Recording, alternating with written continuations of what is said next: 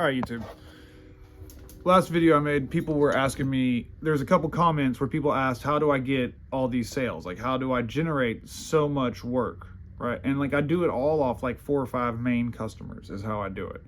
And I'm going to tell you guys, but you're not going to like it. It's not, there's no tricks to it. It's all just through credibility and through relationships that I've built, right? Like, so the whole time I was a plumber for other people, I worked like it was my business, like I truly gave a shit whether the company made a profit. I truly gave a shit about my customers. I truly gave a shit about solving their problems, right? Because that's where I think a lot of people, and I've noticed this, as years as a supervisor dealing with other plumbers, that people didn't really understand the customer's goal, right? Like the customer, like if you're understanding what they're trying to get accomplished and then accomplishing that for them, that makes you easy to work with, right? I've seen a lot of guys that come in and be like, oh, well, this is fucked up or that's fucked up. And sometimes shit's gonna be fucked up and you gotta kind of work with it and make it happen, right? Like you want to create a brand for yourself. And if you've been plumbing for a long time, you're gonna have a brand.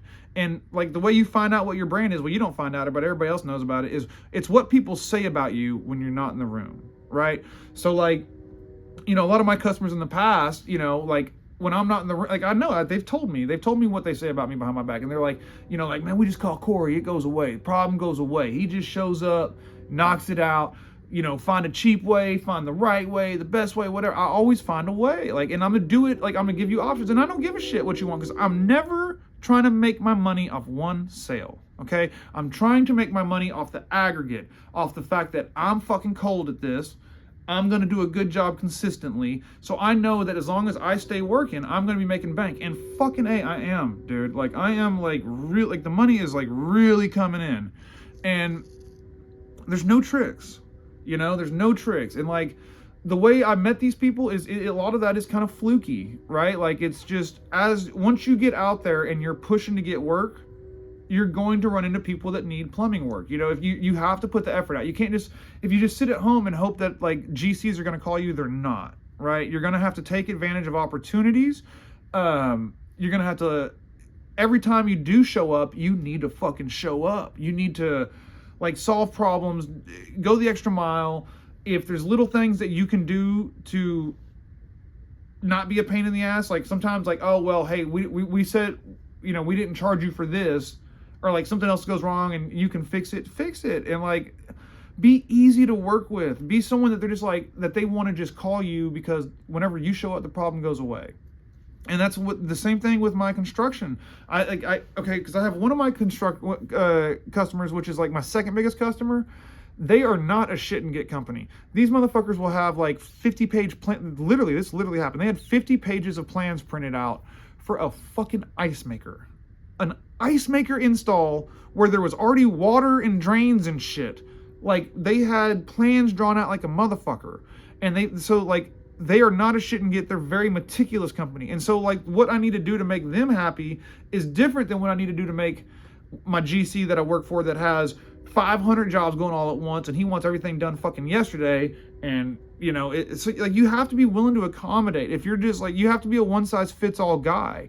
And so you need to understand what are your customers' goals and create win-win situations, right? So like, that's why, again, I deal with people who buy in volume. So for them, if they can save 30% on the price of the plumbing, but that plumber's going to have callbacks, he's going to create issues, he's not going to do things to code, he's not going to get his inspections on time, you're going to have to question whether these are good repairs, that 30% turns into a lot more cost than you're saving overall, right? So it's a win-win for this customer to find a plumber who's going to be fair in price. I'm not cheap. Never will be the cheapest. I tell people I will never ever be the cheapest. And I'm like, and you don't want the cheapest. But I'm fair in price and I don't have to worry about selling because like my customers, they're the ones who feel like they hit the lottery. Like my biggest customer, he tells me all the time, he's like, boy, I love your company. He's like, I just feel blessed that I have you. And the way I found him is my father-in-law, he goes to a bar a lot of times after work, and an electrician that works for this GC, this GC's top guys was talking to my father-in-law, who was saying, yeah, my son-in-law opened a fucking company, he's clever as fuck. And my father-in-law wasn't even working for me yet. And they called me and the guy talked to me and I was like, nah, I'm not interested. I was trying to do service at that point in time. I was like, I don't really want to do your work. He was like, what if I give you some small jobs? You interested in that? And I was like, what, like setting fixtures and shit? He was like, yeah. So I did a couple jobs, and this guy pursued me because he liked the way I work. He told me I was too expensive right off the bat, right out the gate. We were fighting over price, but like we came together. And so like all that work came from my work ethic, really. Like there's no tricks. It's just I don't lie. I don't try to make it all on one thing, and I deliver. Whatever I say I'm going to do, I fucking do it no matter what. Big part of that is I got an amazing wife who's smoking hot. Like, guys, my wife is like, if you saw my wife, you'd be like, how the fuck did you? She's amazing. She's the secret to my success. So like, I haven't done laundry or a dish in forever. Like, she handles all the home. I handle all the money. It's like, I give you all the money you want. You give me all the underwear clean and folded I want. And it's a fucking square deal, which helps me a lot too, which is another, like that, because I'm committed, you know. Like I know a lot of guys who, like whenever it's hunting season, they're more interested in fucking getting going hunting than their customer, which like, hey, I mean, everybody has their choices in life, right? And like, that's certainly, a lot of people would say, I'd rather value my free time and this thing I love doing, hunting, than like being there for my customers during deer season. But like, it's hard for you to be the guy if you're not the guy all the time, you know? And so like, I've made those sacrifices to be there. And like this GC that I got now, that's my biggest customer that I get a lot of this work through. Y'all want to know what really got me the work? Is I fucked up on one of his jobs. Like, we were fighting on price. Hey, Gordo cat. It's my cat Gordo. He's fat. His name's Gordo. But we were fighting on price, and he wanted me to do a job for him that I felt like I gave him a real cheap price for. And I really do think it was a really cheap price. And he was like, "That's too fucking high. You're crazy." I was like, "Then I'm crazy, dude. Like, it's buy it or don't, you know." And we finished up the work I had with him, and he didn't hire me anymore. He quit calling me for 2 months. And then he finally called me back after 2 months because he said, look, he's like, you do good work. I'll pay a little bit more because I know your work's good. And I didn't budge. I said, fuck you. I don't got to work for you, homie. And that first job I'm doing for him after I got back in with him, me personally, I'm the one working on this job with some of my guys. I fuck up. I'm cutting a pipe with an angle grinder, which shouldn't have been doing in the first place. Didn't have chain cutters at the time. I'm cutting cast iron with the angle grinder, and it fucking slips, and I nicked, like, my grinder just slips, and I fucking nicked this fucking vinyl flooring in a hospital. And this floor is shut down. Like, it's not a hospital, it's like the professional building attached to the hospital, but there's no one, the clinic at the time is shut down, and they're not getting any work done. I'm working on the floor above. So I fucked up a random floor that had nothing to do with our project, and immediately I take a picture of it, I send it to that GC, and he was like, where's that? And I was like, I fucked up. It's on the 3rd floor. I was like, I made a mistake. I slipped with this grinder. I was like, and I told him, I said, I'll pay for it. I'll do whatever it takes. I was like, if you want me to call the flooring guy, I'll get one out here. If you got a flooring guy, you can send him. I'll pay him. You can take it out the check. Whatever you want to do, I'll make this right. I fucked up. And he said, well, hey, thanks for calling me. And he got some guy up there to fix it right then. He called me about an hour later after that flooring guy left. And he said, hey, I want to tell you something. And he was like, I don't think that anybody that works for me or anybody that I hire would have done what you did today. He was like, no one would have known you made that cut in that floor. No one would have known, and I would have got my ass chewed out, and I wouldn't have known who to blame. And he was like, and I'd have no way to know. And he was like, but you didn't even hesitate. You told me right away. He's like, and that tells me what kind of guy you are. He said, and that paired with you doing such good work, he said, I'm gonna give you all my jobs. And so I started swimming in that work, like right then and there. And like we still fight about price a little bit, but we're operating on like a 40% margin on even 6-figure jobs. So clearly we're priced right, And then another customer that I got, which gives me a lot of work, is that big, the big expensive, real huge company that is like real detailed. Well, the construction director for that company owns a small side business where he does he installs generators in homes and shit like that. And like he kind of does his own little small side shit.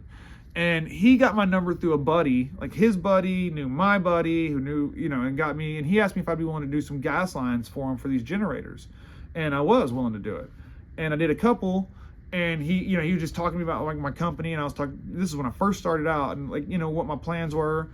And then he let me know, he was like, yeah, I do a ton of stuff like UTD, UT South. And I started telling him, I was like, UTD, UT Southwest, and like all these other places. I was like, and I know all the big dogs there because I've been in this game for a long time. So that's another part. Like you can't cheat that. You can't, Anyway, I'm like, yeah, I know the facilities director of UTD, and he was like, oh fuck, I work with that guy like on a weekly basis. I was like, yeah, I know him really well. Like I know him really well. I know his kids, and I was like, and he likes my work. And that construction director guy for this huge company called that facilities director, like the main guy they deal with at this huge campus. And that guy was like, oh yeah, that guy's fucking awesome. Like he's a real stand-up guy. He was like, I would be real happy if you could get him on my jobs. And that turned them into, he sent an email to all the contract, all his PMs at that company and said, hey, this is Dyson Plumbing. They're a new company. We're going to bring them in as a tier 2 contractor, which I fucking hate. All my fucking invoices, they all say tier 2 somewhere. Like they got to fucking poke at me. And I'm only limited to $75,000 jobs with them. That's all I can do, right? But they got a lot of them. And they're all in like campuses, hospitals, government buildings and shit.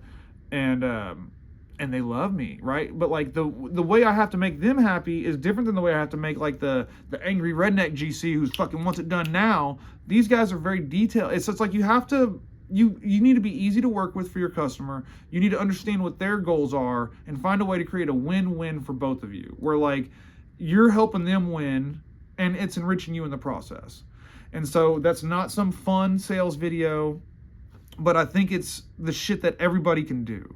And it's kind of like the shit my dad would tell me when I was a kid. I was always trying to find a shortcut, and he's like, there's no shortcut, son. You know, you got to do it the hard way. It's always going to be the hard way. So if you want to get good at sales, know your shit, be the shit, like be committed, don't lie or cheat. And you build that credibility that is just makes you unstoppable. You know, all right, come on, Gordo. Say hi to these people. This is Gordo. I've had him for 14 years. He's a big old fat boy. He's a nice guy, though. All right. Bye, YouTube.